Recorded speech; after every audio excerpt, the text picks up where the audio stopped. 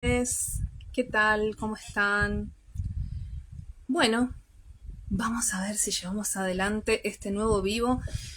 Volvimos a Instagram gracias a que llegamos a los más de 1000 seguidores, que era la condición para poder transmitir por Instagram. Por eso había estado haciendo yo los vivos por YouTube. Bien, vamos a esperar un momentito. Ay, hay alguien que ya se unió. Buenísimo, buenísimo. Qué buena onda. Bueno, como esto va a quedar grabado, yo asumo que hay gente que lo va a ver después. Es un horario un poco inconveniente, lo sé, pero bueno, son tiempos así, complicados de inicio de actividades, de cursada, de escuela y demás. Y en especial, bueno, este fue como una especie de vivo relámpago porque lo avisé con poquito tiempo. Pero bueno, no quería dejar de hacerlo porque, bueno, por un lado, hace rato que tengo muchísimas ganas de hablar de este autor que me encantó, lo conocí el año pasado, me fascina, me leí todo, bueno, casi todo, pero me falta el último libro, ahora les voy contando un poquito, los presento, si no lo conocen. Y sobre todo me apuré, digamos, para hacer este vivo hoy porque para quienes están en zona sur del conurbano, mañana el autor va a estar dando una charla en Berazategui en un evento que se llama La Calle de los Libros. A las 19:30 horas pueden buscarlo, si no son de la zona, si no conocen este evento, pueden buscar en el Instagram de Cultura Berazategui para, bueno, unirse. Y va a estar mañana Roberto Chuit Roganovich y el domingo Dolores Reyes. Así que bueno, está para no perdérselo, además de un montón de editoriales. Todo lo que tenga que ver con el mundo del libro, bueno, va a estar ahí, así que eso va a estar buenísimo. Bien, les cuento un poquito. Ah, hola Alejandro. Les cuento un poco para quienes no lo conocen. El autor es cordobés, es jovencísimo, creo que tiene 33 años, Robio, o cumple 34 ahora. Es un intelectual de la hostia, gente. Les recomiendo que lo escuchen, que lo sigan. Digo, no solo como escritor, sino como pensador de estos tiempos. Me parece que es una voz que está muy bueno escuchar. Les hago así como una muy breve cronología. Yo al menos lo conocí al autor a partir de este libro, que es el que ganó el premio Clarín. Bueno, ustedes lo ven ahí al revés, asumo, que se llama Si sintieras bajo los pies las estructuras mayores. Esta es la novela que más me gustó, la novela del que más me gustó. Este libro me voló la cabeza, tengo todas las ganas, ya lo dije muchas veces, de hacer un taller exclusivamente sobre esta obra, porque me parece que tiene muchísimo ahí para conversar. Esta es la última, vamos como la última novela, ¿sí? Con esta lo conocí, pero les hago así como una especie de cronología. Esta es la primera novela de él, Quiebra el Álamo, salió en 2020, ganó el premio Futurock 2022. ¿Sí? Él ya había ganado el premio Fondo Nacional de las Artes con un libro de cuentos que todavía no está editado y que estamos esperando con muchas ansias. Pero bueno, esta es la primera novela, ¿sí? La segunda es la que ya les mostré, o sea, él tiene estas dos novelas. Y lo último que publicó es este libro de ensayos que se llama El Archipiélago, que es un ensayo, un análisis desde una perspectiva marxista. Este todavía no lo leí, el libro es precioso, editado por El Gato y la Caja. Y también el libro o el cuento del que vamos a hablar hoy está en esta antología que se llama Sombra Terrible, 10 cuentos del gótico rural argentino, que está muy interesante, está para tenerla. Es un libro que además tiene la ventaja bastante poco vista últimamente, lamentablemente, de ser muy barato, ¿sí? Para lo que salen los libros, este es muy barato, así que está muy bueno que lo tengan, ¿no? Bien, eso es lo que les puedo contar brevemente del autor, o sea, de las obras que publicó. Por supuesto que estamos, quienes seguimos el mundo del libro y de la literatura, estamos un poco a la expectativa o con la vara bastante alta con respecto a lo que va a publicar después, ¿no? Porque si ya arrancó, digamos, el inicio de su carrera siendo tan joven, le trajo tantos premios y tanta repercusión, bueno, tenemos que esperar algo mínimo, igual o mejor para el futuro. Bien, ¿cuál es el género, digamos, en el que lo podemos enmarcar? Acá hay una cuestión que también se puede luego discutir, y si ustedes lo siguen a Robbie y han visto alguna entrevista, él dice que en realidad el género que se escriba depende del momento, ¿no? Como de la demanda del momento en el que se está viviendo. Entonces, ahora él dice, bueno, está escribiendo New Weird, que sería, se suele traducir como nuevo extraño, pero que si eventualmente la situación, la realidad demanda escribir realismo, bueno, habrá que escribir realismo. Él lo que plantea, ¿no?, es que los escritores tienen que adecuarse a las demandas o no a las demandas de los lectores, porque no es por ahí, sino a lo que el momento demanda, ¿sí? Este New Weird, ¿cómo lo podemos pensar así muy brevemente? Porque bueno, esto no es una clase, digamos, es una introducción, ¿no?, a conocer un poquito el autor. Y más que nada es darnos el gusto de hablar de literatura. El New Weird lo podemos pensar como un género híbrido, es bastante nuevo, o se consolida como género hace relativamente poco, entre los 90s, 2000 sobre todo, así que no tiene tantos años. Y digo que es híbrido porque fusiona elementos que podríamos asociar a la ciencia ficción, al terror, al fantástico, al fantasy, ¿sí? Todo está amalgamado de una manera que no decanta, digamos, por un género u otro. Por eso es que se habla de este nuevo extraño como un género en sí mismo, pero como un género híbrido. Así que bueno, lo que nosotros vamos a encontrar en estas obras es justamente esta mezcla, ¿sí?, de elementos. Por ejemplo, en las dos, ¿no?, en Quiebra el Álamo y en Si sintieras bajo los pies las estructuras mayores, hay una presencia de seres o entidades que van más allá de lo humano y que también dialogan con lo humano. En el caso de esta novela, que todo el mundo le dice las estructuras, incluso el propio autor, en el caso de esa novela tenemos un relato en diferentes planos temporales que se van articulando, o sea, desde... Tengo el micrófono encendido, sí.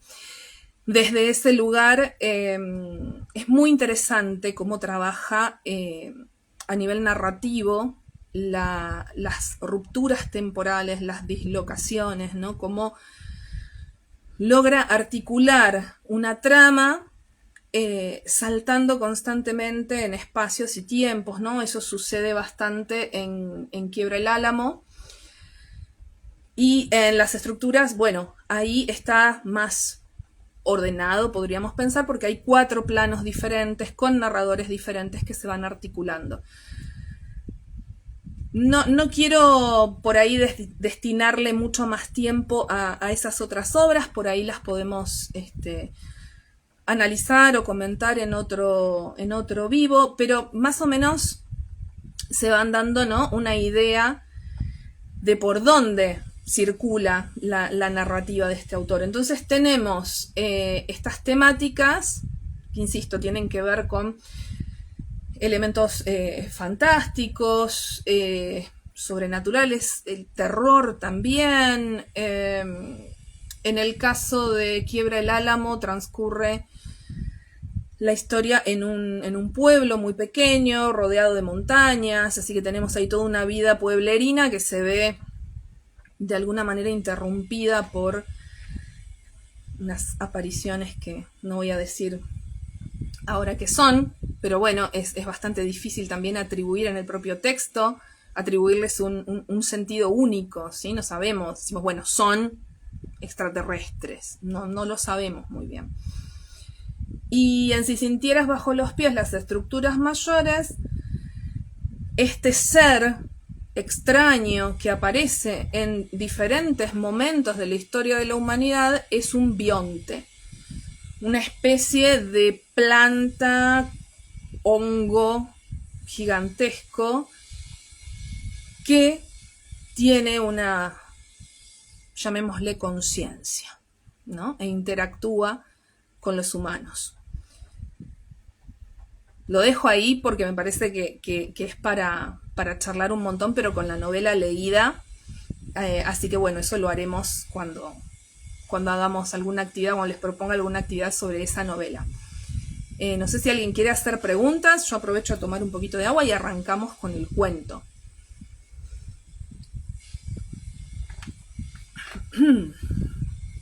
Veo que hay gente ahí. Manitos. Saludos. 6 personas conectadas. Bien. Bueno, no sé si han leído el cuento. Yo les había dejado un mensajito que si no lo tenían me lo podían pedir. Si no lo leyeron todavía me lo pueden pedir para después. Pero bueno, lo que voy a hacer primero es contarles un poco de qué se trata. Y después vamos a algunos detalles, ¿no? que me parece que son interesantes. Bueno, el cuento, les dije, está en este libro que se llama Sombra Terrible, una antología. Y el cuento se llama Si fuera Dios, este animal sagrado. Fíjense que el condicional, ¿no? También está acá. Si sintieras bajo los pies las estructuras mayores, si fuera Dios, este animal sagrado.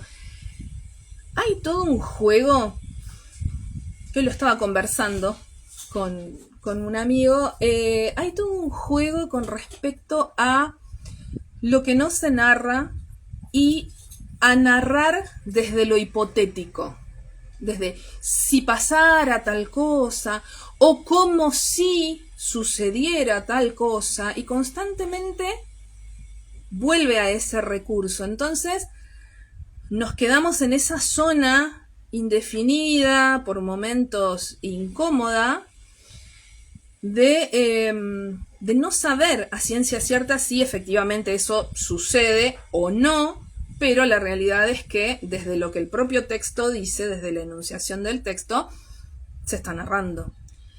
Pero se narra a veces desde un narrador poco confiable o desde un narrador que hipotetiza, ¿no? En el caso de este cuento de Si fuera Dios este animal sagrado, hay algo de eso también en un momento. Bueno, ¿de qué trata? Voy a tratar así de sintetizarlo lo más rápido posible. Bueno, está ubicado en un espacio que no está definido, pero es un escenario distópico claramente. Post-bélico o bélico, porque se habla de una guerra, ¿sí? Pero lo que es interesante acá y tiene que ver con lo que yo decía recién, de que hay cosas que no se dicen abiertamente, esa guerra, ¿sí?, no está mencionada de manera abierta, ¿sí? Se alude, o sea, no sabemos quiénes están en guerra, por qué, desde cuándo, todo eso no lo sabemos. Lo único que sabemos es que estamos en un escenario de conflicto, ¿sí? Y esa guerra se construye con referencias sueltas, ¿sí? Porque en un momento se habla de casas a las que les cayó una bomba, se habla de invasión, se habla de que están los personajes en una zona de exclusión, se habla de tropas, de bandera caída. Bueno, a ver, ahí hay todo un campo semántico de lo bélico, ¿no? Incluso, ya que estoy, 168, ahí les digo, y es Menos de una oración, ¿eh? Dice, la radio de la medianoche no dijo nada nuevo. Las tropas, la bandera caída, las ciudades tomadas, el ejército nacional liquidado. Eso es lo máximo que se dice en una sola frase. Después lo demás son estas impresiones sueltas que yo mencionaba, ¿no? Las referencias a la bomba, en fin. Entonces, tenemos a los personajes, que son dos, Pab y Hul, un hombre y una mujer. En este escenario distópico, ¿sí? Este escenario bélico, donde está todo destruido y ellos están luchando por sobrevivir.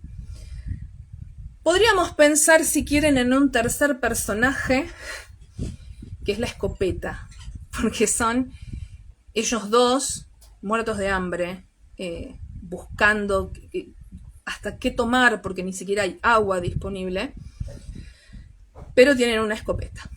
Y en algún momento aparece un hombre, ¿sí? Aparece de noche, ellos están, bueno, en esta casa que tienen como refugio. Una casa que es refugio, pero que no tiene tampoco alimento, ni agua, ni nada, es simplemente refugio frente al frío, ¿no? Y a quienes pudieran atacarlos. Entonces, una noche aparece un hombre y, bueno, ellos no lo reciben, ¿sí? Queda ahí la duda con respecto a quién es este hombre, o sea, incluso lo que les ofrece este visitante nocturno es compartir comida y agua, pero no, Pab no acepta, ¿sí? Y lo amenaza con la escopeta. Así que bueno, se quedan sin eso que podría haber sido una ayuda. Y si yo lo cuento así nada más, resumo la trama, se pierde un montón la gracia, les digo, porque lo que tiene este cuento es, entre otras cosas, un manejo muy muy interesante de la tensión, y una tensión que está ligada a la presencia de la escopeta, justamente. Ahora vamos a eso, pero bueno, decía, está esta aparición de este hombre, no lo dejan entrar, Pab después sigue buscando algo para comer, y cuando él se había cruzado, o mejor dicho, este hombre había venido a la casa, él había pensado, y lo repite de hecho, en si ese hombre no podía ser un dios viejo y vengativo o un animal convertido en hombre. Sobre esta frase vamos a volver.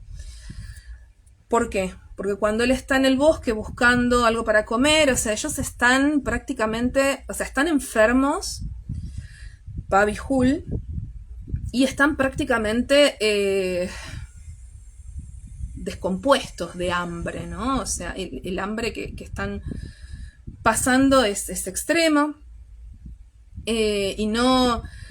O sea, lo único que encuentran son algunas raíces, alguna flor que pueda haber por ahí en el bosque.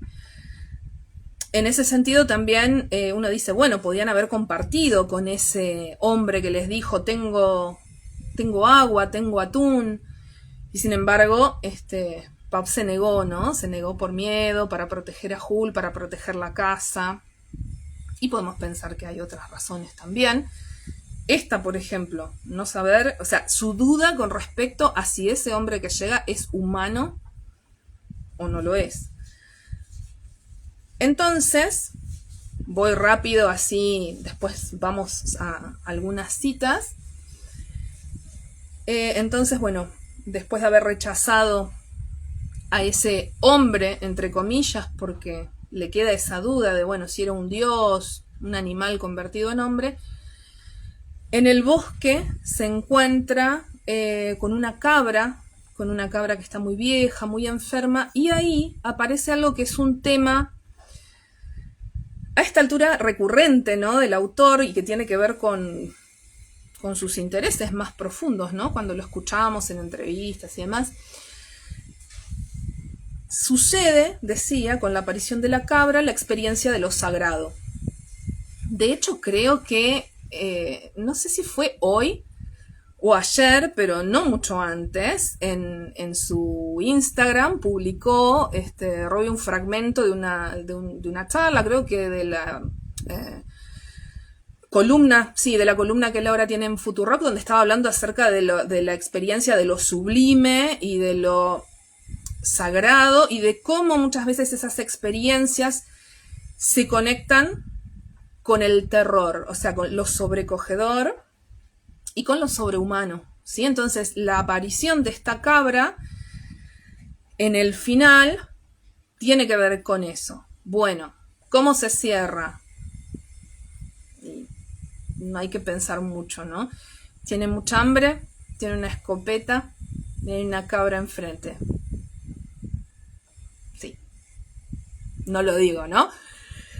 Bien, perfecto. Ahora, este tema del hambre es muy fuerte, porque incluso en un momento hay una referencia al canibalismo, y ahí me parece que vuelve una y otra vez a explorar ese borde de los límites de lo humano, ¿no? Vamos a eso. Entonces, esa es la historia, ¿sí? 2 personas en una casa, en medio de una guerra. Ay, me están mandando... Bueno, gracias. Nos vemos por acá, me mandan mensajes. Nos leemos y compartimos por este lado. Decía entonces, sintetizamos. 2 personas en medio de una guerra de la que no sabemos mucho más que ellos están tratando de sobrevivir y tratando de alejarse de esa zona de exclusión en la que están. Enfermos, sobre todo Hulk, que es la chica, que está con un problema pulmonar, que en un momento dice ellos creían que era neumonía, lo cual nos hace pensar que es mucho peor. Ellos son pareja, se da a entender. Y bueno, Pav está en la situación de, como es el que está un poco mejor de salud, de salir a buscar algo para comer, ¿no? Es el que va y viene, digamos. Y bueno, después, como dijimos, se da esta aparición de este hombre sobre la que vamos a volver, y después la aparición de ese animal. Volvemos al título. Si fuera Dios este animal sagrado. Yo ya dije que la cabra que aparece al final tiene todo un halo sacro. Entonces, ya el título nos está planteando esa duda, y como dije, no trabaja desde las certezas, sino desde las dudas. ¿Es Dios esa cabra? ¿Es Dios que se presenta frente a un hombre desesperado que la mata para comérsela? Bueno, hay que leer el cuento, ¿sí? Hay que leer el cuento, porque insisto, la maestría está en cómo está contado. Tiene también, que no lo dije, el autor un lenguaje muy, muy poético, que eso es algo que a mí me fascina, ¿sí?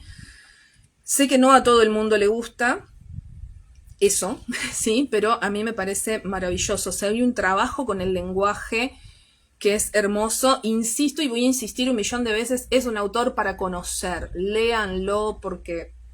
O sea, creo que no lo podemos pasar por alto. Después si les gusta o no, bueno, pueden tomar ahí posición, pero creo que hay que leerlo, definitivamente. Bien, entonces decía, tenemos este escenario distópico que se habla a través de referencias sueltas, se habla de una guerra, tenemos estos personajes marcados por la enfermedad, por el hambre, por la ruina.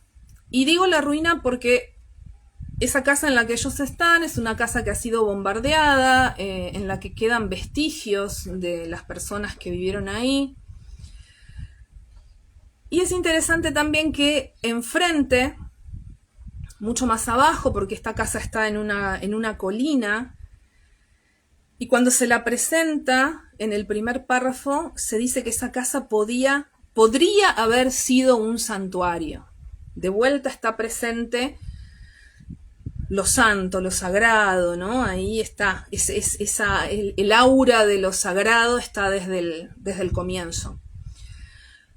Decía entonces, hay dos casas enfrentadas y ahí es interesante pensar cómo funcionan un poco como dobles y como un continuo, ¿no? Ambas casas. Porque bueno, ambas están destruidas.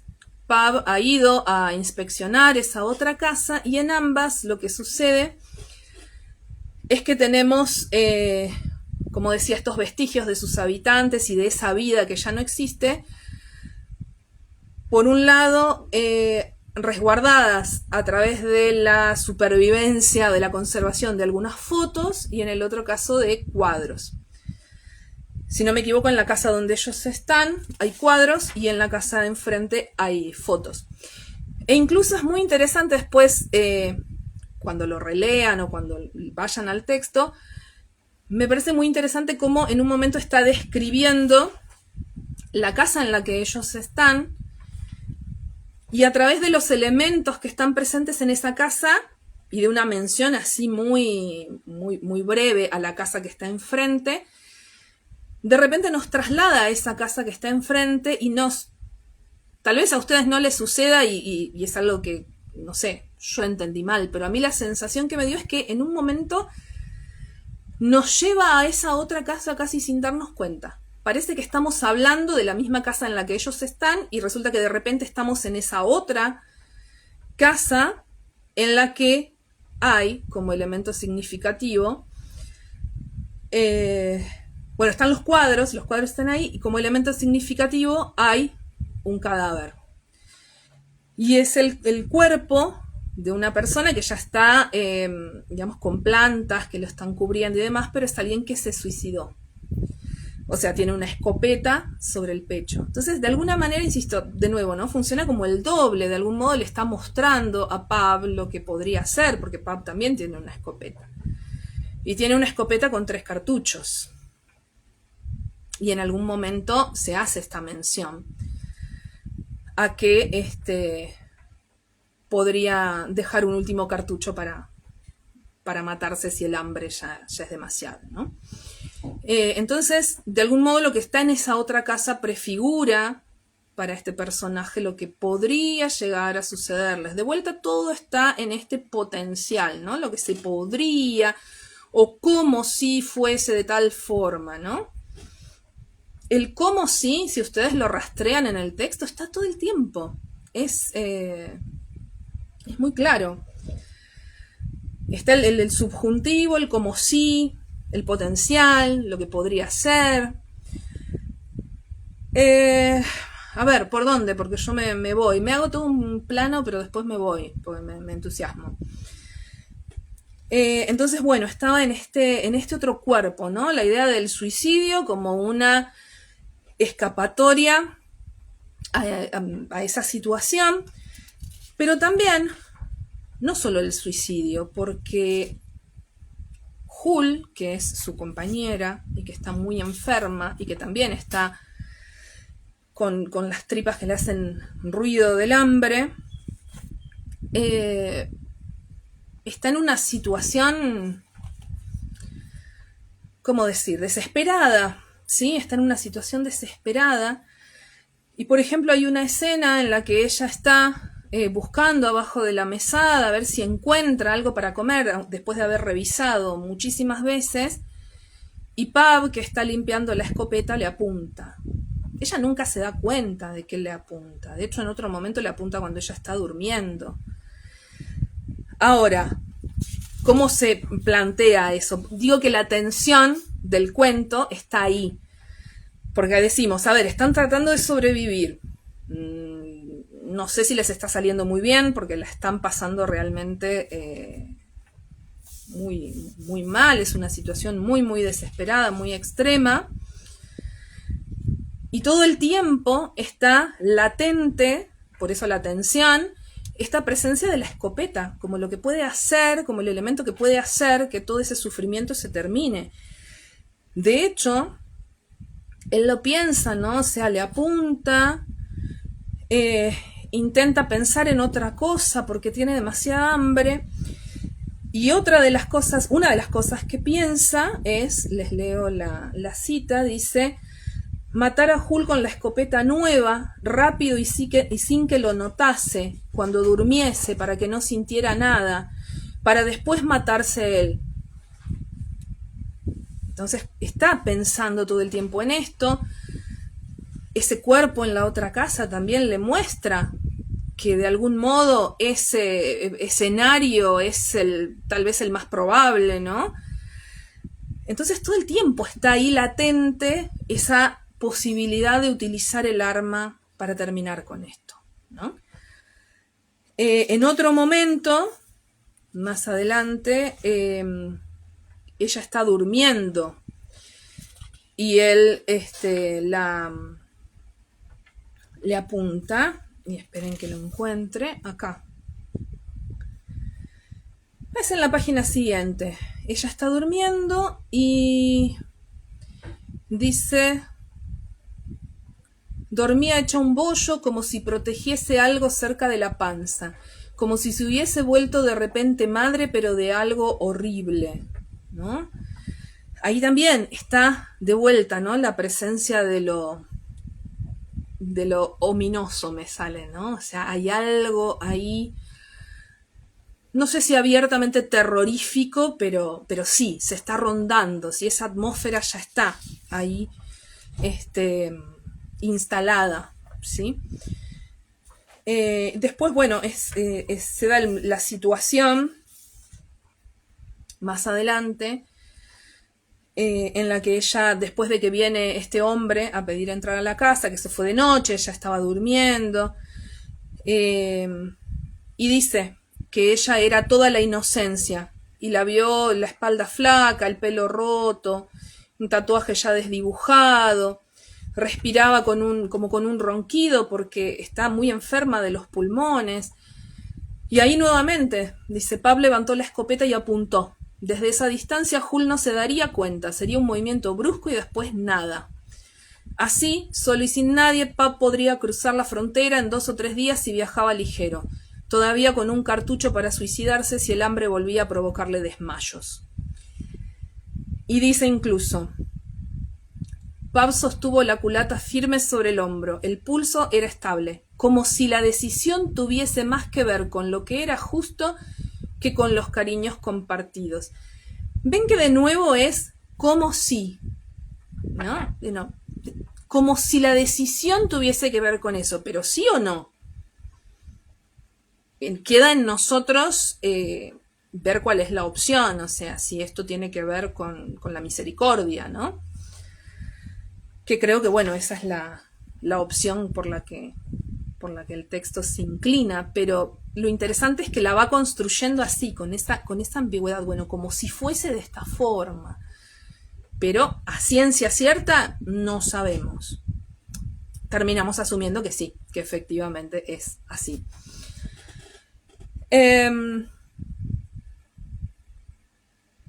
Bueno, ya les conté, no la mata. Ya les conté que no la mata al final, se supone que ustedes leyeron. Vamos a esta irrupción del hombre, ¿no? Porque dijimos que aparecía este hombre a la noche y... a ver dónde está. Un momento.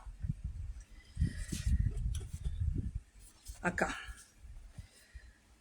Viene un hombre y acá, de nuevo, este recurso que les decía.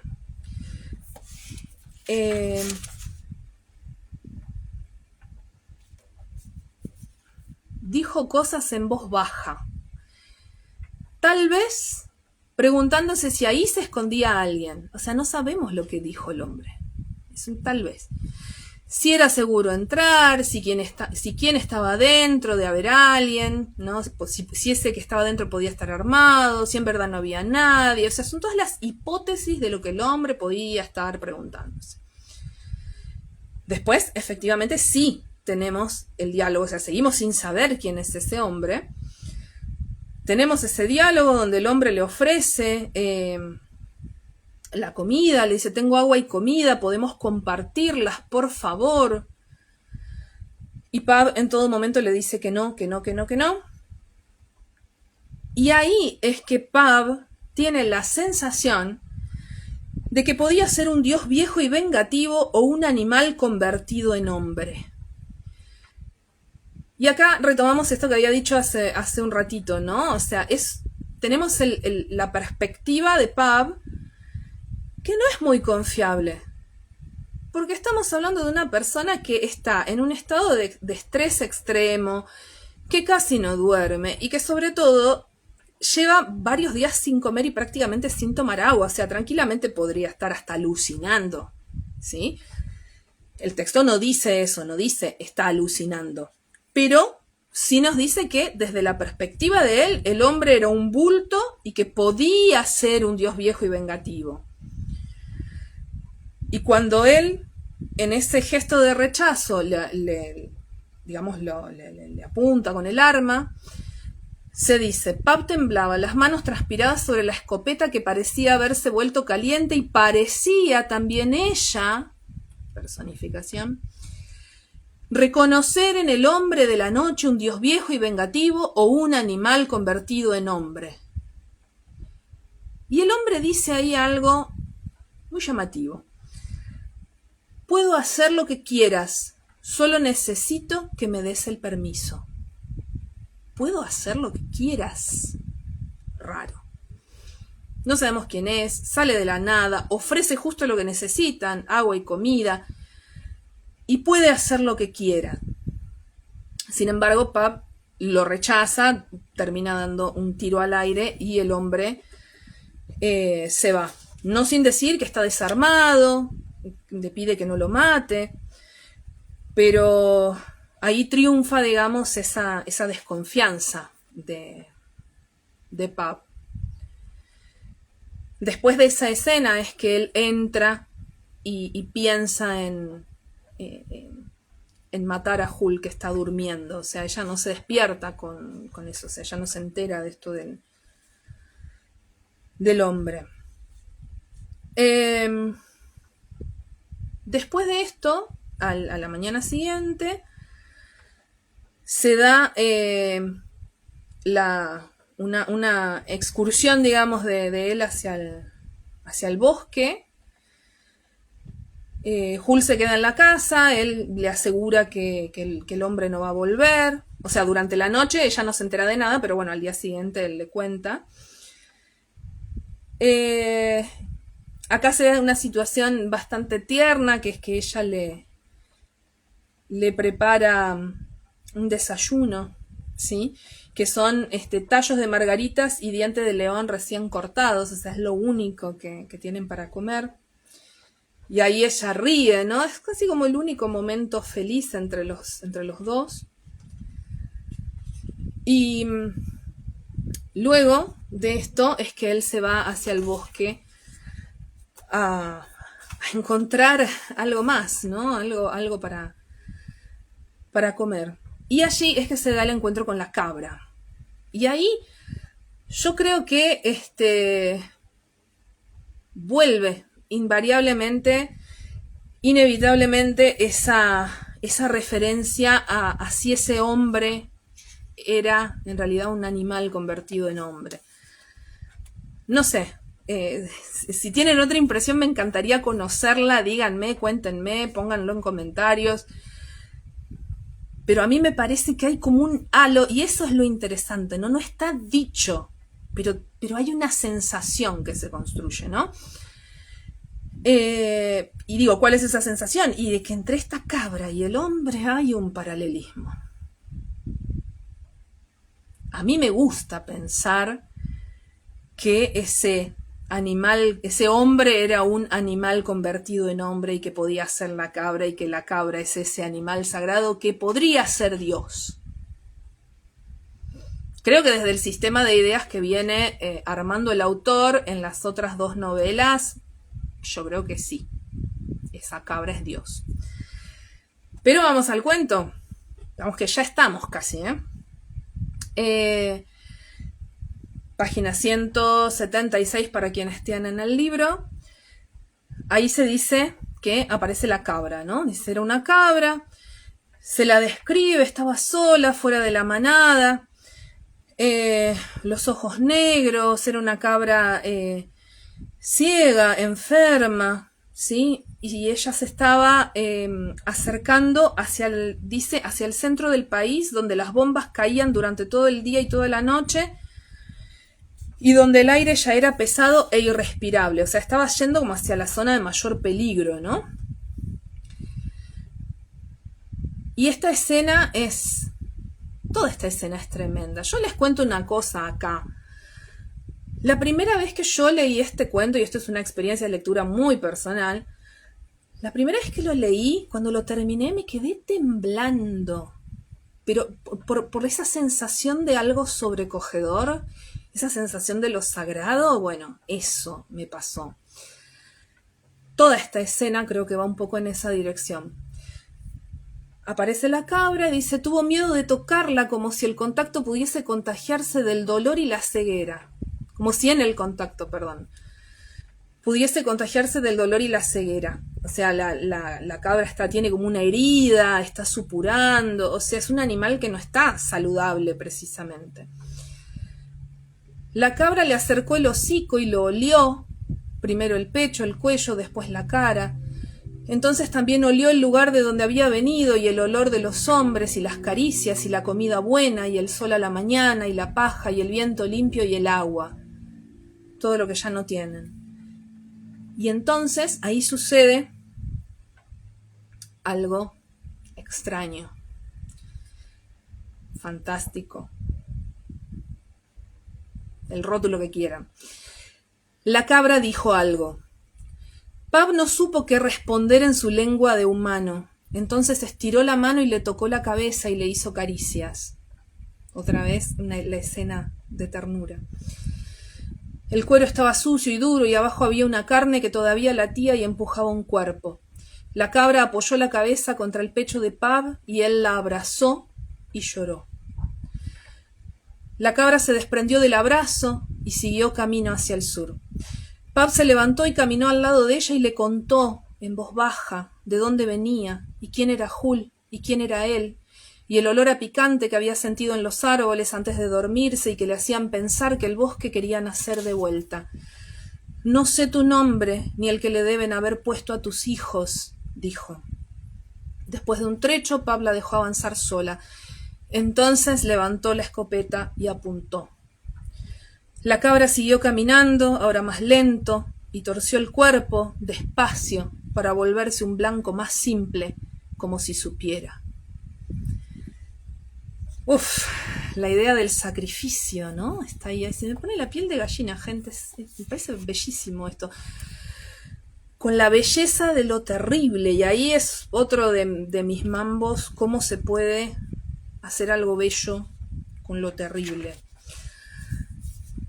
Sigo. La cabra dio 1 o 2 pasos más y cayó. Pab tiró la escopeta y se tapó la boca con las manos. Acababa de matar a un dios o a un niño o a una virgen o a la única semilla de la tierra. Acá está lo sagrado. Después se puso de rodillas y chupó el charco, o sea, el charco de sangre, el dios o la semilla. Después de esto, lo que hace, bueno, es llevar esa carne como pueda. Piensa en cocinarla, en los hombres que vendrán después. Y dice, leo el párrafo final. Trepó la colina abrazando la escopeta todavía caliente. Imaginó su cara manchada con sangre roja y seca. Horrible, matador de la semilla. Perdón, no sé tu nombre. A Jul de espaldas, enmarcada en la mirilla. Al hombre de la noche apareciendo de vuelta, ya hecho animal, diablo revelado, con cuernos y barba larga y enrulada y hablando un idioma extraño. El sabor de la cabra arrancada del universo. A la casa apareciendo blanca después de la cima, con las puertas abiertas como un monumento. A las velas adentro iluminando suave como en los funerales. Tremendo. Ahora, si volvemos, ¿no? La fuerza de esta frase. Cuando él tira la escopeta después de matar a la cabra y se tapa la boca. Acababa de matar a un dios. Ahí está. ¿Ahí está qué? Bueno, ahí está la interpretación que tenemos que construir, ¿no? O sea, si este animal que tiene esta aparición así tan extraña, y con todo ese intercambio entre ellos, ¿no? Que la cabra le habla, él le habla a la cabra, se acarician, se abrazan. Hay una ternura, pero también está, insisto, desde el cómo está narrado, ¿no? Está esta sensación, se sugiere que la cabra se ofrece al sacrificio. Es una aparición que claramente le salva la vida, o por lo menos la prolonga por un tiempo más. Y ahí me pueden decir, bueno, pero pará, esa cabra estaba re enferma, capaz que se murieron después de comerse la cabra, y no lo sabemos, pero todo el campo semántico que se va construyendo acá tiene que ver con lo trascendente y sugiere esta idea de lo trascendente en esta interacción con la cabra, ¿no? No sé qué más decirles. Yo les juro, me encanta este cuento. Me parece que esta cuestión de poner lo sagrado en ese contexto de destrucción tiene que ver también con algo de lo que el autor habló muchas veces. O sea, yo tuve la oportunidad de tomar algunas clases con él, y él analiza uno de sus temas de interés y uno de sus temas de investigación, porque bueno, es escritor, pero es doctor en letras, es investigador del CONICET, entonces investiga sobre literatura. De hecho, ustedes pueden buscar su tesis, artículos que ha publicado, y él analizó bastante el tema de Dios en la literatura, justamente. Y algo que él menciona, y que yo lo voy a decir de una manera muy simple, con la cual seguro voy a desarmar mucho de lo que él plantea, es que hay justamente un momento de quiebre en la literatura cuando Dios deja de ser ya de funcionar como ese garante, digamos, del texto, aquel para quien se escribe y aquel que de alguna manera le da sostén a esa historia que se cuenta, ¿no? Entonces acá estamos en un escenario en el cual lo humano está en crisis, porque hablamos de la guerra, hablamos del hambre, de la ruina, de la enfermedad. Ay, no les leí la cita de uno de esos momentos en los que se pone en crisis lo humano, cuando a ver, en ese momento en el que Pab piensa, ¿no?, en disparar a ese hombre que se acerca, y empieza toda esta serie en la que nosotros tenemos como las hipótesis, o asistimos a las hipótesis que él se plantea con respecto a lo que podría hacer, ¿no? Entonces estaría, no sé, transpirando después de haber matado a alguien por primera vez. O sea, acá está toda esta secuencia en potencial que yo les decía, ¿no? Más tarde vendría a revisar el cuerpo casi a oscuras, quitarle las cosas de valor, desnudarlo y mirarse entre ellos, y acá lo importante, como intentando decirse lo que nadie se anima, pero todos piensan cuando es tanto el hambre y hay carne tan cerca. Ahí me parece que la alusión a la posibilidad del canibalismo está clara. Entonces digo, vuelvo a lo que estaba diciendo del final, ¿no? Tenemos toda una escena construida en un entorno de extrema hostilidad, de hambre, de enfermedad, de ruina, de destrucción. Prácticamente no hay otros humanos con los que tengan contacto. Sí se menciona ahí la radio, pero ellos están solos y están al borde de lo humano. Entonces, en esa situación extrema se da ese contacto con lo sagrado. como una forma de restitución, como una forma de poner en evidencia que esta crisis tan extrema y que esta destrucción de lo humano va de la mano de la destrucción de la sensación de lo sagrado, de la experimentación de lo sagrado. Creo que eso queda abierto. Creo que eso queda abierto ahí. Y me parece eso, muy, muy bien logrado en ese sentido. Por supuesto, todo lo que yo conté acá, nada, no es nada. La experiencia es leer el cuento. Así que, insisto, si no lo tienen a mano, me lo piden, se los paso. Me pareció que esta era una buena puerta de entrada, rapidita, sobre todo para que mañana vayan a conocer al autor. Tal vez no van a ir a hacerle preguntas, pero por lo menos para ir a escucharlo, que insisto, me parece que vale muchísimo la pena. Y yo no diría nada más. O sea, me gustaría después poder seguir el intercambio una vez que, o sea, el intercambio con quienes hayan leído o una vez que lean o lo que quieran comentar de la obra del autor, me lo ponen en comentarios, en el Instagram, me escriben. Me gustaría mucho seguir charlando de esto porque creo que acá en este cuento está bastante sintetizado muchos de los intereses y de las estrategias narrativas que tiene el autor. Así que como puerta de entrada me parece muy bueno. Y después de acá a las novelas, ¿no? Miren, está 400 y pico de páginas, pero les juro que se lee con mucha agilidad y el manejo del lenguaje sobre todo es para mí delicioso por los elementos líricos que tiene, los elementos poéticos que tiene. Es muy